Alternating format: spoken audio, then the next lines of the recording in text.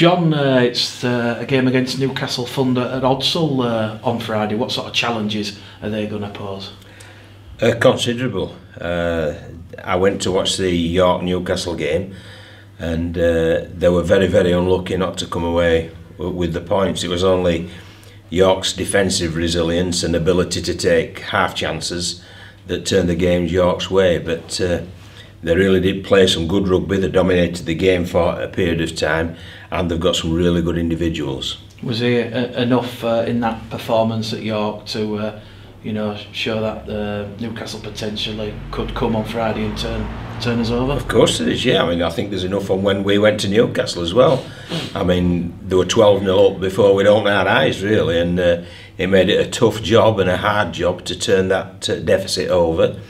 And obviously they've been bolstered by a couple of Castleford dual registration players as well, so we're hearing. So we know full well they've already got some good players. They're going to have more quality from Castleford. So yeah, we've got our work cut out this week, but we enjoy challenges like that. It's been a short turnaround with the game on Saturday and now the game on Friday. How have you approached this game on? Well, it was an advantage to us because obviously we've had 6 days, Newcastle have had 5, and once we got our rest and recovery out of the way, we've had 2 really good and constructive training sessions, and we feel as if we're pretty well prepared. We know a lot about them, we know what we need to do, how we need to play against them, and it's just a matter of on the day making sure that we execute that plan to the nth degree. But one thing that we're obviously going to have to do much better is cut down the error count, because it was a big concern against Coventry.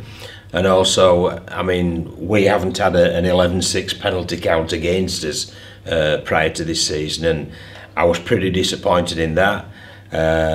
Some were down to us. I'm not sure all were down to us. I'm not so sure it should have been as lopsided as that, but it was.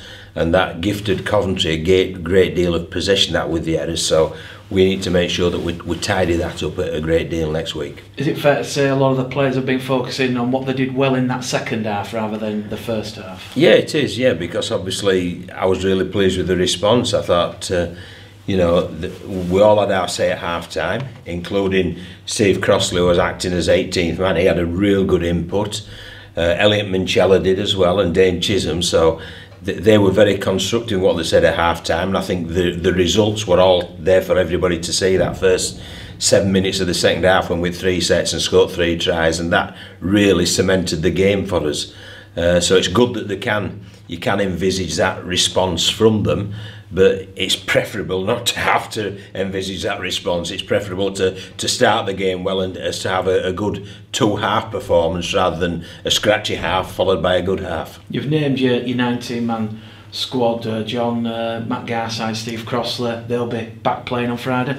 Yeah, they'll be back in the 19-man. They're back in the 19-man squad. Yeah, so, and obviously Steve Crossley is one of our leaders, so he'll certainly be able to do that. And Matty Garside feels refreshed after his weekend off, so obviously they're quality players and they'll come into consideration. And George Flanagan named, is he still touch and go? It is touch and go, yeah, because we need to make sure that obviously with the hand injury you've got to make sure that they're happy with the contact both defensively but also with ball in hand, and obviously the position George plays, he passes the ball a great deal, and he's got to be fluent and his skills got to be spot on with his dummy half service. So we'll be making sure we monitor that, and if it is touch and go, if we get the go ahead, he'll be there.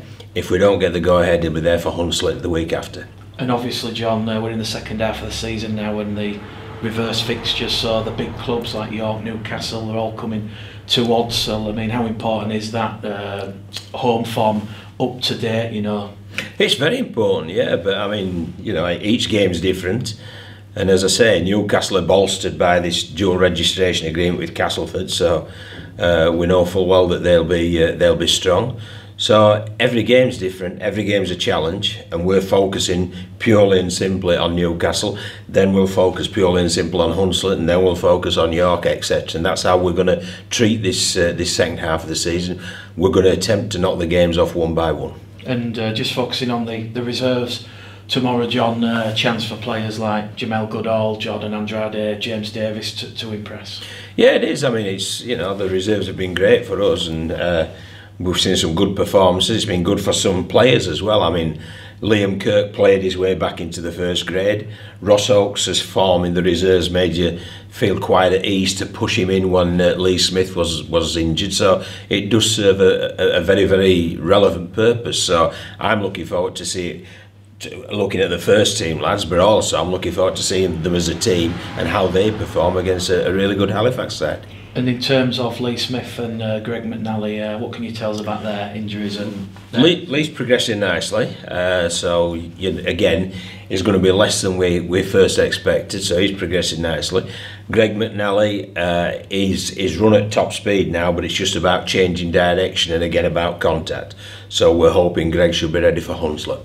And John, just finally, another week's gone in the world of rugby league where clubs are releasing statements. I think there was a telling statement which was released on behalf of all the Championship and the League One clubs that there's a strong unity amongst them all in terms of, you know, their dissatisfaction to the proposal from Rob Elston and Ian Lennon. Yeah, well, I mean, I'm sort of unaware of that, but obviously you've got to look after yourself. But again, I think we've all, both League One, Championship and Super League, we've all a duty to take a holistic approach to it, and you know, the community games needs looking after as well, because if you ain't got no players, you haven't got a game, and that needs to be factored in to any discussions about structure, any discussions about finances, because you can't have an elite without the grassroots. And it's just the way of the world, it's the way of sport, and we all need to be looked after.